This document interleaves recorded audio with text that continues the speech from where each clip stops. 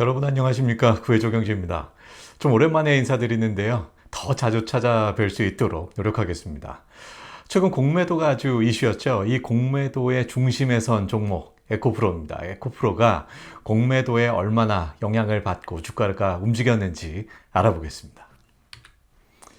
네, 이 시간에 전해드릴 주요 내용 먼저 짚어볼게요. 첫째, 주체별 수급인데요. 개인, 기관, 외국인들이 이 에코프로 주가에 어떻게 영향을 미치고 있었는지 그 매매 동향, 주가 상승, 하락 주체 알아보고요. 그 상승, 하락 주체를 알아봄으로써 그래서 공매도를 누가 했는지, 그래서 공매도는 언제부터 얼마나 영향을 줬는지, 그리고 최근의 공매도의 움직임은 어떤지까지 알아보겠습니다. 먼저 투자 주체별 수급을 보겠습니다. 올해 초부터 최근까지 누가 얼마나 사고 팔아서 주가를 어떻게 움직였는지 먼저 알아보겠습니다. 첫째로 개인인데요. 1월 2일부터 5월 말까지 개인은 2조 1천억 원어치의 에코프로를 매수합니다. 주식 수는 373만 주고요. 그래서 총 매수 금액을 총 매수 수량으로 나누면 평균적으로 매수가가 나오죠. 55만 원에 평균적으로 매수했다라고 할 수 있습니다. 그래서 주가는 1월 2일에 11만 원이었는데 6월 1일에 56만 원까지 상승을 합니다. 개인들의 적극적인 매수가 있었고요. 다음은 기관인데요. 기관은 꽤나 좀 팔았습니다. 8천억 원어치를 1월 2일부터 5월 말까지 매도를 했고요. 242만 주에 이릅니다. 이 정도를 매도를 했고요. 그래서 평균 매도가는 33만 원입니다. 외국인들이 훨씬 더 많이 팔았네요. 1조 3천억 원어치를 매도하고요. 총 주식수는 131만 주를 매도했습니다. 결국 외국인과 기관은 매도를 했고요. 각각 1조 3천억 원과 8천억 원어치를 매도를 했고 이것을 개인들이 적극적으로 매수를 하면서 2조 1천억 원어치 매수하고 그래서 주가를 개인들이 끌어올렸다라고 할 수 있습니다.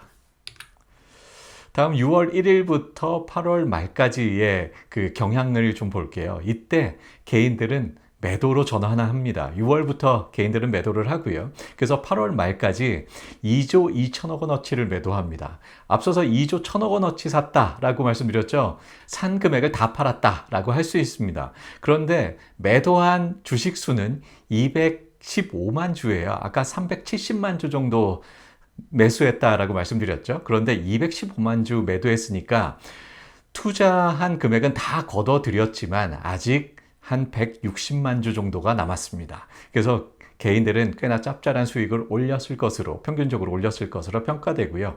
평균 매도가는 103만 원입니다. 아까 50만 원대 매수를 했죠. 그런데 100만 원대 매도를 했어요. 그래서 거의 더블 스코어로 그 수익을 챙겼다라고 평가할 수 있겠네요.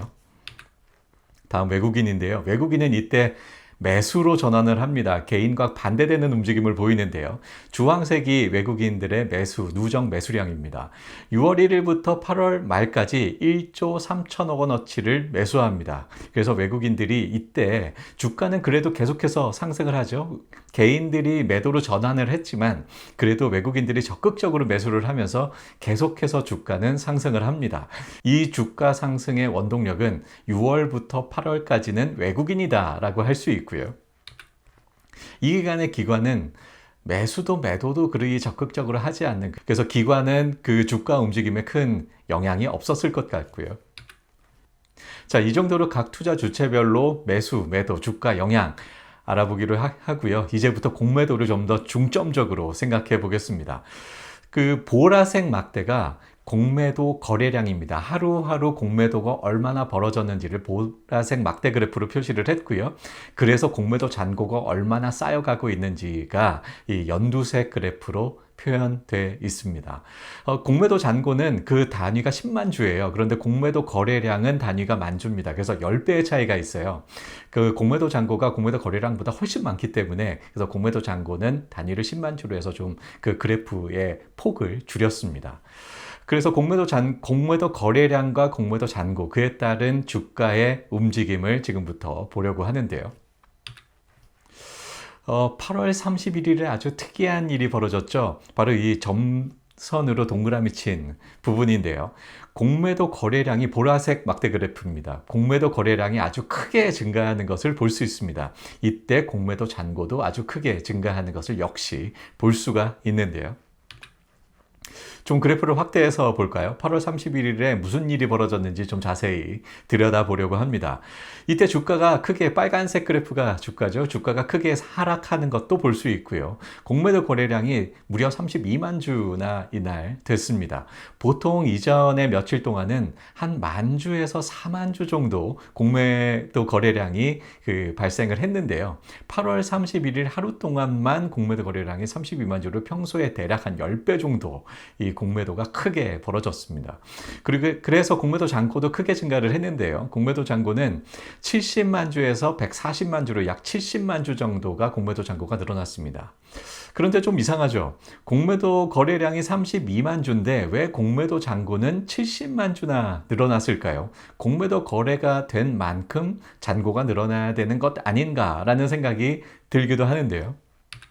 그런데 공매도 잔고는 신고를 해서 집계를 합니다. 이 신고의 대상은 첫째, 수량이 전체 주식 수 대비 0.01% 이상이면서 그 금액이 1억 원 이상이면 신고를 해야 됩니다.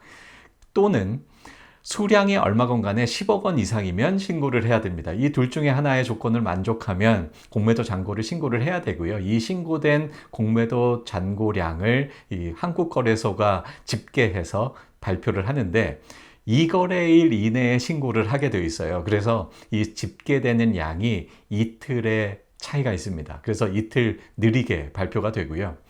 자, 이거는 또 무슨 얘기일까 생각을 해보면 8월 31일까지 신고되지 않은 그런 공매도가 있었다라는 그런 의미입니다. 그래서 이런 잘 자란 계좌들이 8월 31일에 갑자기 공매도를 크게 하면서 이제 신고 대상이 됐고요. 그 신고 대상이 된 계좌들이 한꺼번에 신고하면서 공매도 거래량보다 공매도 잔고 증가량이 훨씬 많은 그런 일이 벌어졌다라고 한국거래소는 밝히고 있습니다.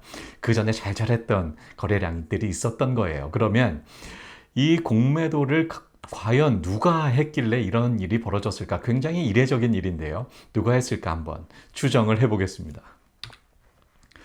네.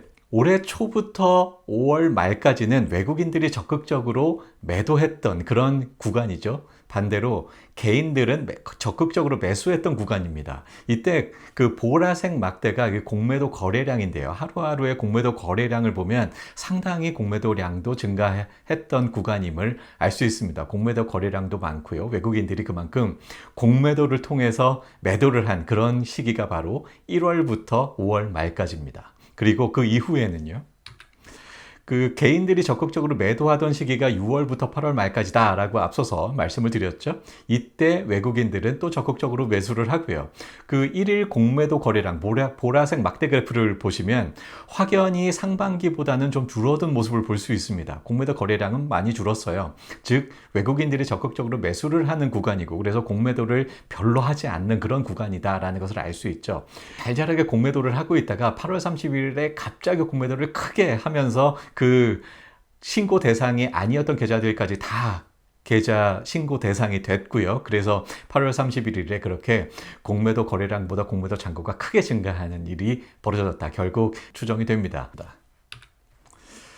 네, 그리고 최근의 공매도의 그 거래를 그 경향을 분석해 보겠습니다. 최근에 공매도 거래 8월 초부터 최근까지의 상황입니다. 빨간색 그래프가 주가의 흐름이고요. 그리고 보라색 막대가 역시 공매도 거래량입니다. 그리고 공매도 잔고가 점차 이렇게 또 증가하는 모습도 볼 수가 있죠. 연두색 그래프고요. 8월 31일에 공매도 거래량이 크게 증가하면서 이 공매도 잔고도 아주 크게 증가를 했고 이 이후로 주가는 확연하게 꺾이는 모습이 보입니다. 적극적으로 매도하는 주체 바로 개인들이고 개인들이 이렇게 주가를 적극적으로 끌어내리고 있는 것 같습니다. 그런데 최근에 아주 이례적인 일이 또 벌어졌습니다.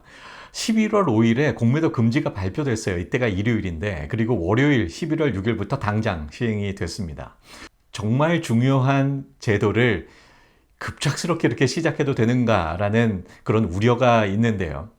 투자자들이 가장 싫어하는 것이 바로 불확실성입니다. 그런데 불과 하루 전에 발표를 하고 6일부터 공매도를 전면 금지했습니다. 그래서 공매도가 금지되자마자 어떤 일이 벌어졌는지 한번 볼까요? 11월 6일부터 공매도 거래가 아주 급감하는 것을 볼 수 있죠. 아니, 공매도 거래가 급감하는 것이 아니라 아주 0이어야 되는 거 아닌가? 라고 생각하실 수도 있을 것 같은데요. 그런데 시장 조성자라고 있습니다. 거래가 아주 드문 경우, 또 뭐 호가가 구멍이 뻥뻥 나 있는 이런 경우 있죠. 그러면은 몇 번에 얼마 안 되는 거래로 주가가 크게 요동칠 수도 있고요. 그래서 시장을 아주 부드럽게 돌리기 위한 시장 조성자들이 있습니다. 이 시장 조성자들이 공매도는 여전히 허용이 되고 있습니다. 그래서 공매도가 급감하지만 조금은 발생을 하고 있고요. 이때 공매도가 급감을 했고, 그리고 주가는 아주 크게 상승을 했습니다. 상한가에 도달했죠. 에코프로가 11월 3일에는 64만 원이었는데요. 근데 11월 6일에 공매도가 금지되던 첫날 상한가 83만 원을 찍습니다. 그리고 이내 주가는 다시 꺾여서 거의 제자리로 돌아온 모습입니다. 공매도 금지 효과가 그리 오래 가지 못하고 있는데요. 자, 이 세로 보라색 막대가 이제는 그 공매도 거래량이 아니라 공매도를 되갚는 숏 커버링 추정치입니다. 숏 커버링이 얼마나 벌어졌는지는 한국거래소가 밝히고 있지 않습니다만 추정을 해볼 수 있는데요. 공매도 거래량과 공매도 잔고 증가 감소량을 비교를 해서 숏 커버링이 이 정도 일어났을 것 같다라고 추정을 해볼 수 있습니다. 물론 정확하게 맞지는 않은데 대체로 그 경향성은 볼 수 있을 것 같고요. 11월 6일 처음 공매도가 금지되던 날 그래프를 보시면 공매도를 되갚기 위한 숏 커버링이 한 10만 주 정도 그 보라색 그래프가 있는 것을 보실 수 있습니다. 10만 주 정도의 이 숏 커버링이 발생을 했고, 그래서 이 숏 커버링에 의해서 주가가 아주 크게 상승을 했다라고 평가를 할 수 있겠습니다. 이 숏 커버링이 얼마나 벌어졌나, 누가 했나 조금 더 보면요. 바로 이 화살표 친 부분인데요. 이 화살표가 가리키고 있는 11월 6일 외국인들이 매수를 했는데 외국인의 매수량과 숏 커버링 추정치가 거의 일치합니다. 대략 한 10만 주, 9만 주에서 10만 주 정도 됩니다. 그래서 외국인들이 매수의 거의 대부분이 숏 커버링이었고 공매도를 지금까지 한 것을 되갚는 그런 움직임이었고, 이것에 의해서 주가가 크게 상승했다라고 평가할 수 있겠습니다. 이 공매도 거래에 대해서 조금 더 살펴볼게요. 일반적인 투자는 가격 상승을 기대를 하고 매수를 합니다. 그래서 기대한 대로 가격이 상승을 했다 그러면 매도해서 차익을 실현하는 것이 일반적인 투자죠. 그런데 공매도는 가격이 하락할 것을 기대하고 매도를 먼저 합니다. 그래서 기대한 만큼 가격이 하락했다라고 한다면 매수해서 매도할 때 빌린 주식을 되갚고요. 그래서 차익을 실현합니다. 일반적인 투자는 매도해서 차익을 실현하잖아요. 그런데 공매도는 매수해서 차익을 실현한다라는 차이가 있습니다만, 낮은 가격에 매수하고 높은 가격에 매도하는 것은 일반적인 투자나 공매도나 그 어떤 투자나 마찬가지입니다. 그 어떤 투자도 낮은 가격에 사서 높은 가격에 팔아야 그 차익을 취할 수 있는 거죠. 그런데 다만 공매도는 매수와 매도의 순서가 뒤바뀌었을 뿐입니다. 그리고 매도를 할 때 주식이 없잖아요. 매수를 하지 않았으니까 주식이 없죠. 이 주식을 빌려와서 매도를 하는데요. 그 빌려온 주식을 나중에 낮은 가격에 사서 되갚는 것을 숏 커버링이라고 합니다.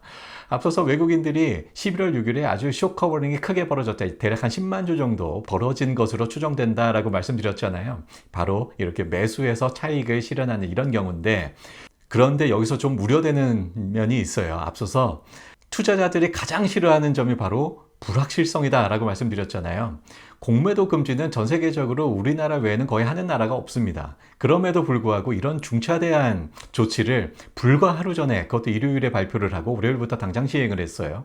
그래서 이런 불확실성 때문에 외국인들이 크게 지금까지 빌려왔던 주식 다 갚아버리고, 그래 한국 시장 피곤하다 그냥 다 떠날래, 혹시 이런 것이 아닌가라는 우려가 생깁니다. 만약에 그런 거라면 당장은 숏 커버링에 의해서 주가가 상승을 하고, 그래서 그 주가 상승에 환호를 했습니다만 바로 그 주가가 되돌아오는 모습을 보면서 외국인들이 다 떠난 것이 아닌가, 이제 다 떠나가고 있는 것이 아닌가라는 우려가 생기는 대목입니다. 개인들은 공매도 정말 싫어하죠.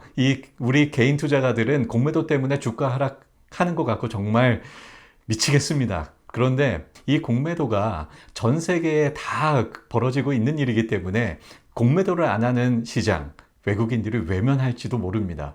그래서 이런 중요한 공매도 금지 같은 조치를 취할 때는 이러이러한 이유로 공매도 금지가 필요하고 그 공매도를 금지하는 시기는 언제부터 할 거다라고 충분히 먼저 예고를 한 다음에, 그리고 공매도 금지를 해제하는 시기는 또 언제고 그때 어떻게 점진적으로 조치하겠다, 뭐 이런 좀 내용들이 있어야 되는데요. 갑자기 하루 전에 이렇게 공매도 금지 조치를 취하고 그래서 바로 시행하는 뭐 이런 상황이 외국인들에게 어떻게 비춰질지, 우리나라 주식시장에서 앞으로 외국인들이 어떻게 움직일지 좀 우려되는 상황이고요. 네, 오늘은 에코프로 공매도에 대해서 알아봤습니다. 구독, 좋아요 부탁드리고요. 여기까지 하겠습니다. 감사합니다.